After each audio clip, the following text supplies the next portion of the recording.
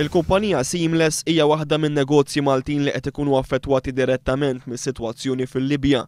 Wara sforzi kbar biex tippenetra s-suq Libjan bil-prodotti tagħha, din il-kumpanija lokali stabilixxiet ruħha sew f'dan il-pajjiż, partikolarment bl-ġuħ tal-kċejjem magħmula mill-akrilik. Wara li fl-aħħar sentejn nexxla tinvolvi ruħha f'diversi proġetti u tieħu xogħol f'numru ta' appartamenti residenzjali, il-kumpanija fetħet workshop u impjegat 4 Maltin. L-impjegati li konna nimpjegaw għalhem. Issa ġipis fuq Malta, rridu naħdmuhom ukoll nippruvaw imma mhux faċli biex naħdmuhom. Id-direttur Kenneth Mallija jgħid li l-kumpanija tinsab imħassba serjament ukoll mill-investiment eluf kbar ta' euro li wettqet f'dan il-pajjiż.